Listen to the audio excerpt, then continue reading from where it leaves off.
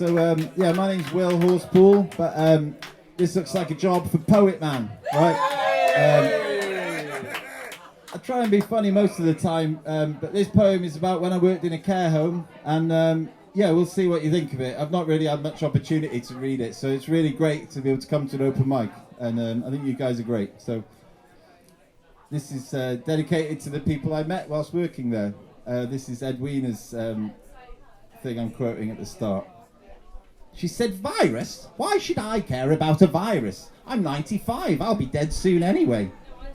Her laughter made us all smile widely. I admired her spirit in the face of this new danger, especially considered I'd cycled to work that day head to toe in waterproofs, wearing ski goggles and a mask I bought on the black market from a dodgy neighbour who sells weird baccy. Over the next few weeks I witnessed her noble spirit sapped by our enforced isolation policies.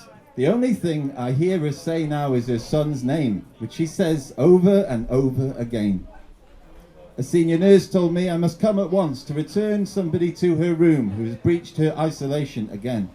When she sees me, she says, "Oh, Will, thank God you're here. You're like a real person. The rest of these staff have turned into ghouls."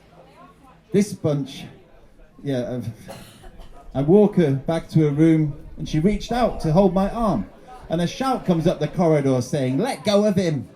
She said, "Do you see what I'm having to deal with? Why are they being so cruel to me?" My manager's words come out of my mouth, but they ring hollow, and she says, "I don't care if it's for my own protection. It's inhumane to lock me up like this and treat me like a prisoner." I bring us a pot of tea to share, and after a while she confesses to me that she wishes she could kill herself, but she worries she's too weak to do it now. She asks me if I'm allowed outside. She asks me if I can take her with me when I go.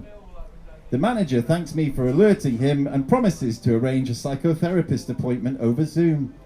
Next week, I'm back in his office, teary-eyed again, telling him another resident has echoed suicidal sentiments, and I'm worried our isolation policy causes more harm than good. He thanks me for raising concerns, but tells me this is the lesser of two evils, and if we relax our policies, then we will lose them all. Imagine being over 70. Imagine reaching senility. You could be clear-headed or a little confused. You could have been placed there or had the power to choose. Imagine this viral Roman decimation with 1 in 10 gets sacrificed, and on the back of that, enforced isolation, family ties cut like a knife. Imagine the strictest restrictions and a taboo to question the plan. Imagine being forbidden from human touch except the gloved hand. Imagine being forbidden from seeing loved ones in the flesh, and imagine this horrible half-life for what little life you have left. Imagine when you protest, you're told it's for your own good. Do you think you would choose to be treated like this? Because I don't imagine that you would. Thanks a lot. Yeah! Thanks a lot.